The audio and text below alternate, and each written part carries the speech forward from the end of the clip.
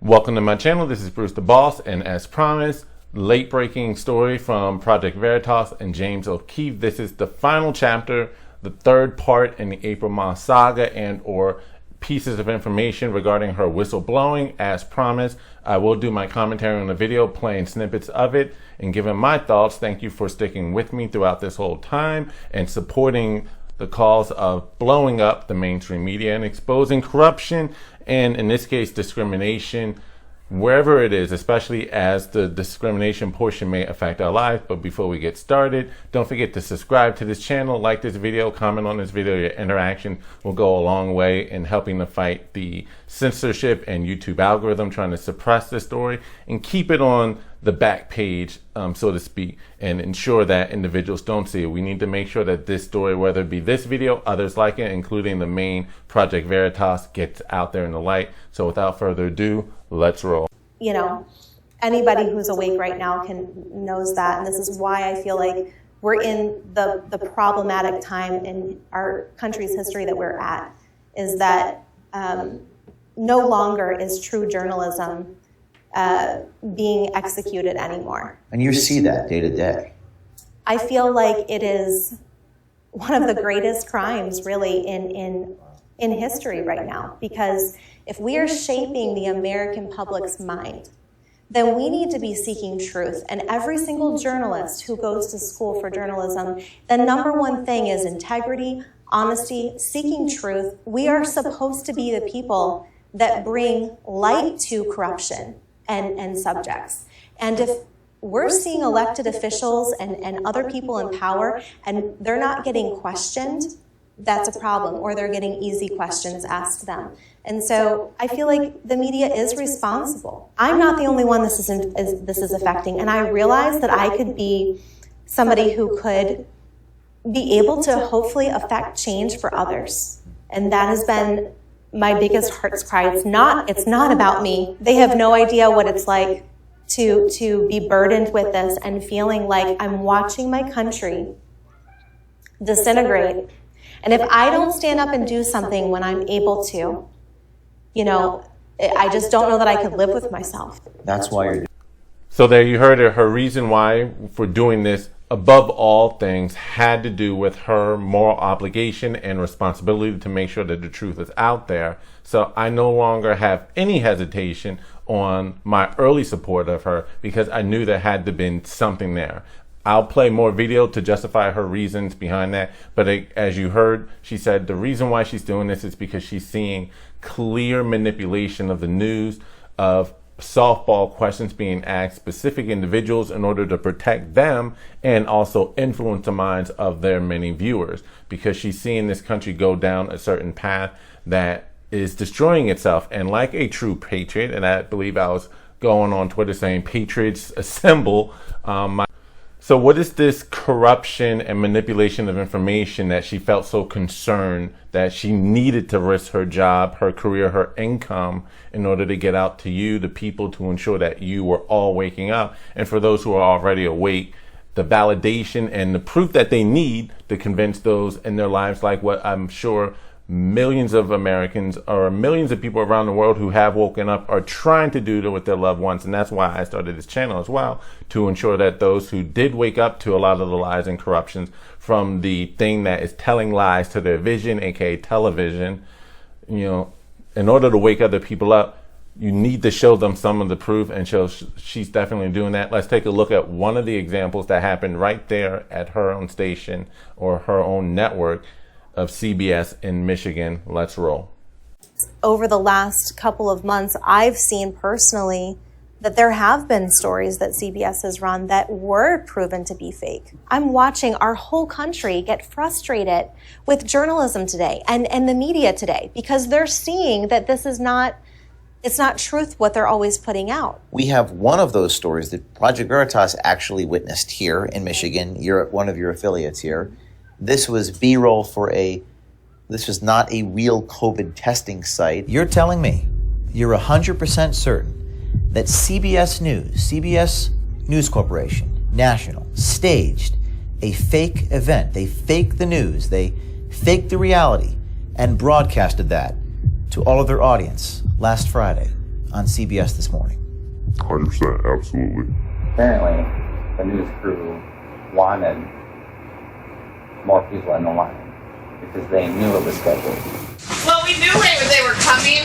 We had no clue that we were going to have to, do fake patients. Gotcha. And did she tell you guys, hey, you're not actually getting tested? Yeah. Okay. Yeah, she did. Just to make it look busy. They also can't expand testing because of recent staffing cuts. Cherry Health has laid off about 25% of our staff. Wow. And at a time like this. Exactly. The governor says she may further open the economy region by region if the data shows it's safe. Now, putting Michigan back to work won't make up for the roughly $3 billion the state estimates it'll lose because of the pandemic. It always seems to go back to the testing. Thank you very much. That was Adriana Diaz reporting. Okay, so I don't know how many of you were aware, and I'll be more than glad to put a link in the description box for a story on that incident. But yes, last year during the pandemic, CBS News literally staged a fake COVID testing site there in Michigan. Wasn't real, and they were testing fake patients, and they weren't even really testing them, just doing the appearance that there were long lines in Michigan for testing to show that they're getting their testing numbers up, I guess, for Governor Gretchen Whitmer, in order for her to look good on the national level alongside Andrew Cuomo and his nursing home self. And we all know what was also going on in Michigan as well. So you see the news not reporting news, but creating news, creating a fake scenario in order to display an image to the masses out there. There were no patients there, at least not as many, if any, that they were expecting there or that they showed in that video. You heard the dialogue there from the earlier whistleblower to Project Veritas even admitted and showing and providing audio and video from participants and or registered nurses there at Cherry Health saying, I did not realize I was going to have to do fake patients and not even do real testing. So you see what's happening. The news, even mainstream legacy media, literally staging events. And this is somehow, what is the term that YouTube likes to use? Legacy or credentialed media, I suppose, or verifiable media. So this goes to just throw a wrench in a lot of what it is we as consumers consume in the media. She felt it was her obligation to speak out against it and to actually verify it. So that was why she had to speak out. That was an example of CBS putting out fake news. I would love for someone to justify that story away. And this wasn't just an isolated incident or isolated example, but I would love for, again, critics who want to keep swallowing the blue pill to try to justify what this meteorologist just exposed and what she saw going on in her own corporation. All right, now I do want to bring up the part regarding the medical situation because it wouldn't be fair and honest if not to also bring up the other part to this story. So let's roll. You said on the air that you were going to come forward to talk about discrimination. So all of our policies are passed down from CBS New York, and there's just a blanket statement policy for all CBS affiliate stations. When COVID broke out in March of 2020, everyone was sent home except for the essential employees. So there was, again, less than 20 of us with permission to enter the building. Now, I worked in the building throughout all of COVID, and then we slowly transitioned to working from home 1 day a week. General manager's name is? Brian Watson. Brian Watson. I felt that, okay, well, I don't want to lose my job. I will comply with weekly tests so that I can keep my job. CBS actually started to ask for access to the data from the lab, Pixel LabCorp, where we were getting our COVID testing, which was voluntary, but I, of course, checked no. They do not need to know my personal COVID testing information. That, to me, felt like just an overreach, but I wanted to keep my job. So I continued to weekly test. Governor Gretchen Whitmer just made sure that the mask mandate was dropped for indoor areas. So I requested through HR, I said, I do not want to comply anymore with weekly testing. So you spoke with Patrick Bynum and he responded. He's the Senior Vice President of Human Resources for CBS New York. EEOC guidance, which permits the use of a COVID test to evaluate employees' presence in the workplace. Essential employees are not required to disclose their vaccination status. Essential employees who choose to disclose will still be required to follow protocols. Until July 6th, our current policy will remain in place. So basically what that is it's saying that, hey, you're an essential employee. We really want you to get vaccinated. In fact, we'll even pay you. So you're setting a standard within the workplace already of segregating coworkers, and I should not be discriminated against. So many people in your position would probably have just resigned or done something else. You chose to come to Project Veritas. This issue is not just about me. I'm watching our whole nation suffer because they're put underneath these policies that are enacted by corporations, and this is a human rights issue. And every American and every person on earth has the right to breathe fresh air. And to segregate somebody is completely inhumane. So it's that segregation of the employees at CBS that is what you are speaking up against. Right, and as an on-air personality, it's very obvious to the viewers, wow, she's never in the studio. She's always at her house working People from home. know, based upon the fact that you're home, what your vaccine status might be. And everybody at work, oh wow, April's not allowed in the building. And that I could guess be it's construed because- as a medical information about you. Right. All right, so now what you just saw there was her disclosing there was also a medical aspect to it. Essentially, in order for employees for CBS 62 in Detroit to remain going into the station as essential employees, they did have to get tested regularly to ensure that they were not COVID positive. That's understandable and reasonable, not too invasive. She just needed to show that she tested negative. All right. Then the corporation took it a step too far in terms of potentially violating HIPAA privacy by asking for the full lab results.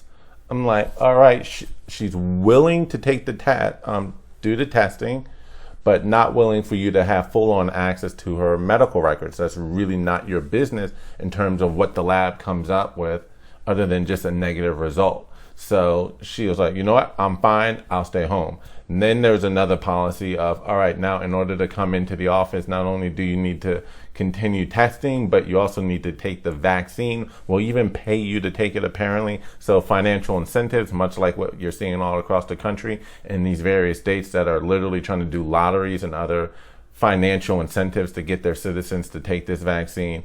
And if you didn't, you're not in the office. And so what you see is this discrimination. Like she said, everyone now knows her situation, her status, the fact that she's at home and everyone else is in the office. That's segregation. And you're actually seeing that across the country. We've already heard reports of, for instance, there's this bar in New York City where they said if you're not vaccinated, you have to go all the way up to the second floor of this place where it's desolate and dead. No one's up there, not even many workers coming up. And if you want to be in the bottom level of the bar where all of the activity is at, where all of the employees, wait staff, bartenders were essentially at, you can be down here. Very reminiscent of the days when it was like colored here, whites here. You are beginning to see segregation based upon one's vaccination status in many segments of the country. That was another thing she wanted to stand up for. It wasn't simply just following protocol, reasonable protocol at that. I don't see volunteering your medical records and violating HIPAA or just abandoning HIPAA regulations as being a minor thing to have to ignore, because that's just, it's like they say, death by 1,000 cuts. Take a little personal freedoms away here, take a little here. Eventually they'll just keep marking you up over time, like just keep pushing the needle. Okay, they're willing to do that. All right, let's try this, and then let's get them to do that. There gets a point where you have to stand up for yourself and say, no, I'm not going to do this. And also trying to force a vaccine on an individual for their employment also seems ridiculous, especially considering that for someone of our age group, there is a 99.99999% chance of survival. And so long as the majority of other people in our office are of the same demographic, I really don't see the problem, especially if others in her demographic got the jab themselves. So that's a good thing to have to stand up for. I'm not adverse to her reasons in that particular area either. So now there was something else in the story as it pertains to manipulation and use of CBS and how they're utilizing their massive funds, their massive reach to try to push propaganda into getting the jab. Let's take a listen. These are emails that come through from corporate. We are using the power of our brands to encourage viewers to get the vaccine. This is CBS corporate. Yes, Viacom CBS. Vaccine hesitancy. We've seen this term before with Facebook whistleblower. Right. Tell me about what that means. So basically, they're going to use the power of all of Viacom CBS brands. It's a huge conglomeration. But one example that they're showing here is MTV and Comedy Central Brazil teamed up with Facebook and Instagram to launch an important social media campaign. Is this news? Is this journalism? I don't think that this is journalism at all. I think that this is propaganda being pushed on people. All right, not too much to really have to add on to that other than the fact that she was really alarmed from that email and or statement from the company that they were going to use their considerable resources, their incredible reach, and also partner with all of these other programs and or corporations that in and of themselves have a massive reach, particularly to young people. As you saw, that list included MTV, Instagram, and Facebook to combat jab hesitancy. And so rather than just allowing the masses in the country to make up their own decision based upon the information that they have available out there and do their own risk assessment and or just let people have their own business, mind their own business in terms of what it is they want to do and stay out of it at the least, or at worst, yes, it's probably okay to have sponsors. You need to pay the bills. Sponsors definitely do that. And if the majority of your sponsors are pushing the jab, so be it. You're staying out of it for the most part. You're just taking the money. But to see a corporation take an active measure towards propaganda and pushing people in a certain direction, there's definitely an agenda that I would be kind of concerned with without providing information on both sides, because that's not really journalism. You're not presenting both sides of the story. I think you should have a situation where it's okay to have positives on things, because I'm not anti-vax either, but you also need to be willing to also have a conversation and or acknowledge the cons to something as well and have that dialogue with other individuals and or promote an alternative viewpoint on the topic itself, not have a clear policy agenda, because clearly that's also going to affect other areas of what it is you talk about or allow to be covered. Our economy back up and running. This was a good thing, right? But people need to have informed consent. And so I felt like it was a very valid question to ask. Hey, can you tell me, Dr. Khaldun, what are the long-term studies that have been done regarding safety and efficacy of these vaccines? I was trying to ask some more pointed questions, and I really wanted to find out, because she basically said early in the segment that nobody had adverse reactions, and I knew that that was false. So I was trying to have her clarify that for me. And as I was speaking, my producer in my ear was saying, move on to the next question. Really? Did not want me to talk about. What was that producer's name? If you're uncomfortable saying it, it's okay. So the person at the station was telling you to move on from this line of questioning, because they, in your opinion or from your perspective, they didn't want you to talk about this. Right, but this was almost like you're not allowed to ask real questions about the vaccine. Just ask her who inspires her and those types of things. And I felt like, as a journalist, there's no way I can have somebody who has the knowledge that she has regarding vaccines and is talking about them and showing how she's already demonstrated that she's gotten one, and it would have been careless of me as a journalist not to ask those questions. So then there was a phone call later after this was taped, and that producer asked me, I was really surprised when you asked that question, when you threw that question in, because that wasn't in the approved questions to ask her. So essentially, she's exposing the fact that they're only allowed to ask certain questions of the people that they interview.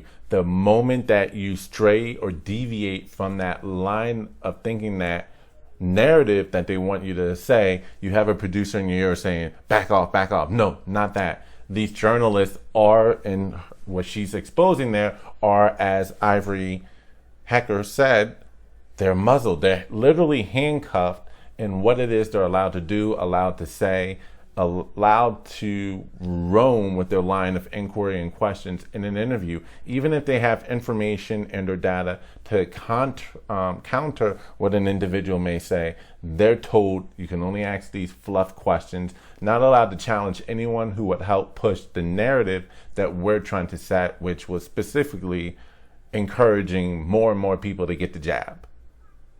Again, nothing wrong with the jab, but she was literally not allowed to ask probing and investigative questions. It was all positive. And so you wonder why individuals who have swallowed the blue pill will look at you sideways or funny if you dare question something that, based upon all the information they've consumed, was never to be questioned at all. So that was very important for her to get out and state from her own personal experience as an investigative journalist there for CBS 62. No, she's not just a meteorologist. I cannot stress that enough. She did investigative journalism. She is a journalist. She asks questions, including heavy hitters like Gayle King at her network. So she's showing it for the world to see. You're getting a narrative being pushed and an agenda being pushed even by the networks. They're not allowed to stray, which makes you wonder, do any of these journalists really have, that are still in these major networks, have an opinion of their own? Is everything that they're being given just parroted to them by their producers, by their general managers, by their chief executives, etc.? So I thought that was enlightening. I want to know your thoughts. I think there was one more thing she had on the topic of bias in terms of the line of questioning they're asked. I'll roll that clip. And then, speaking of journalism, April, who is again a journalist, she graduated in 2005, got her degree in journalism, again recently got her degree in meteorology within the past year and a half, sometime in 2020, I don't know the exact date. It was either 2020 or 2019, but I digress. She is a journalist. She does cover the news at her station as well. And she's noticing the type of questions that's being asked, the type of stories that are being run, and the softball questions being asked specific individuals who lean a certain way. Let's take a listen. I just think that it's a shame because over the last couple of months, I've seen personally that there have been stories that CBS has run that were proven to be fake. I'm watching our whole country get frustrated with journalism today and the media today because they're seeing that this is not, it's not truth what they're always putting out. I have to listen to my conscience and I have to listen to what I know is best for the people. And so I understand, and I'm very grateful for being employed by CBS for 9 years. I'm very grateful for the opportunity that it has given me. But there comes a time where you have to take a stand for something, and you have to say, I owe the public, it's a duty as a journalist, I owe them to ask some real questions about the safety and efficacy, especially because I knew that they were going to begin to encourage women and children. You claim CBS is not just biased in their reporting, but they're also extremely selective with who they allow to have on their platform, a voice on their platform. He said to me, well, this isn't a political show, April. This is, just Community Connect. This is supposed to be light.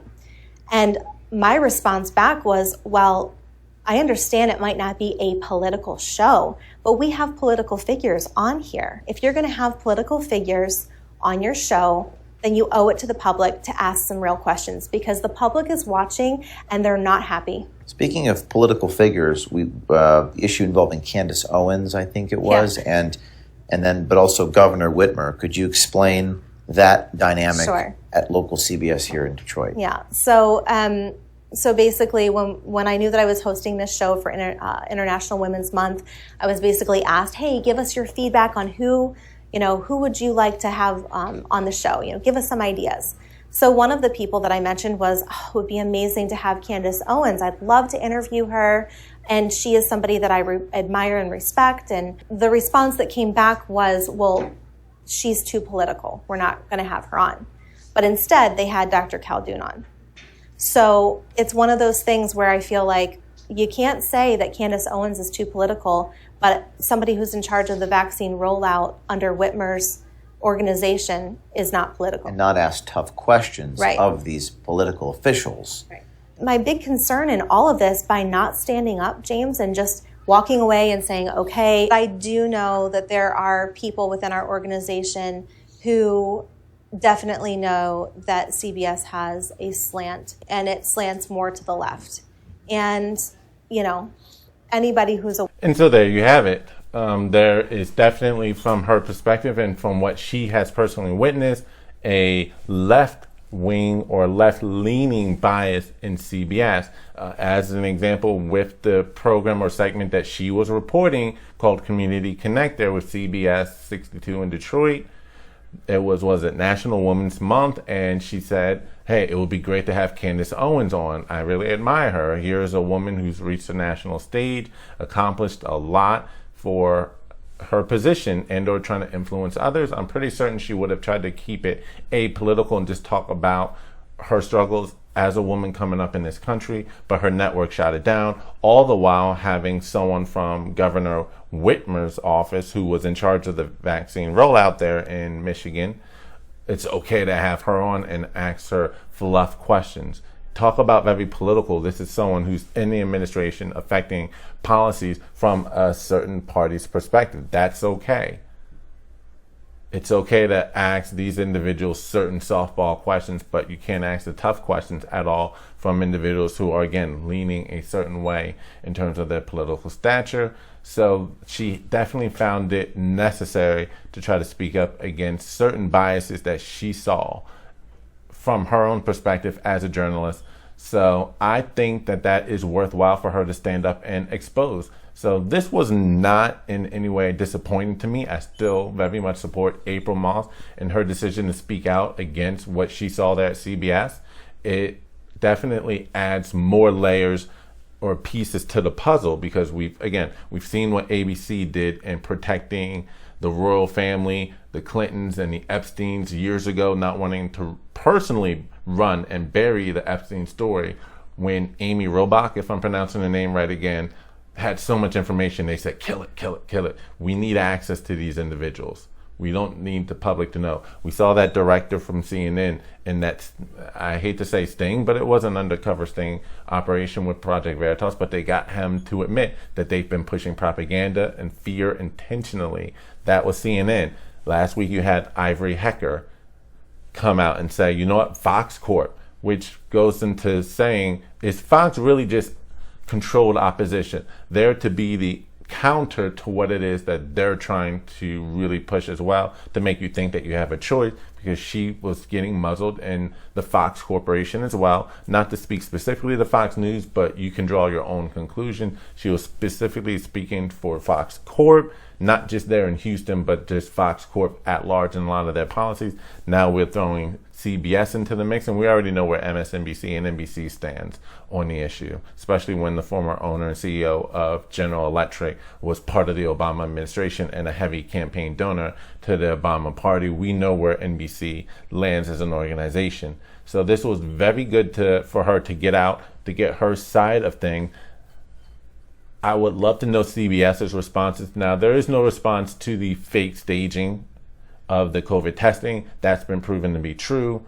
In terms of her experience and types of questioning, we know that to also be true. And there's really not much that CBS can dispute as far as the vaccine and the COVID requirements of the job. That's something I believe we're all going to find ourselves facing as a country in the coming days, coming years, and months and years, in regards to, if you do have personal health issues, how does getting the jab really play into your personal freedoms and ability to also work at your place of employment, to enjoy yourself as a citizen out at these companies and or establishment? Thank God for Royal Caribbean, into which I do have a membership with, and I'm glad I do have no intentions of canceling that at all now. Here you have them saying, you know what, we're not going to require the jab. However, you have concerts daring to say, you know what, if you have the jab, you get a massive discount, but if you don't, you're going to have to pay through the nose in order to get a ticket at some of these events, which is really a shame, because what if you're someone with a true medical condition that or allergic reaction or allergies, I should say, that literally prevents you from getting the jab, because even though it is mostly safe and effective, it's not all that great for people who have allergies, that they made that known. So there is discrimination that we're facing. Where does that battle line get drawn? I'll let them know what your thoughts are on it, on all of the issues when it comes to media corruption, bias, softball questions, journalists being muzzled, and what it is they're allowed to say. Did this open your eyes? Does this convince you even more? Will you share her story? And I would definitely encourage you to watch the full Project Veritas video as well, uninterrupted. It's only about 21 minutes to formulate your own thoughts, but I'd love to know your thoughts here in the comment section. We need more of this. We need more media exposure to a lot of these biases so that there will be a bigger window for independent journalists or journal outlets, news networks, and individuals, like the Tim Pools or the Kim Iverson and or the, I was going to say Amazing Lucas, but you already know if you've seen one of my videos what I think about him, but Brandon Tatum, Liberty Doll, whatever you want, whatever avenue you have, the Young Turks, Hard Lens Media. If you're more progressive, I subscribe to them as well, because I'm all about being well balanced in the information you get. Don't want to be caught in a bubble, otherwise you just become blind to the rest of the world. So that's the story. We definitely need to show support for those who are breaking the foundations of the lie or the facade of mainstream media and its control over the masses and what is considered legitimate information or news. That's all I have there. This is Bruce the Boss Brooks. Don't forget to subscribe to this channel, like this video, comment on this video, and I'm out. Peace.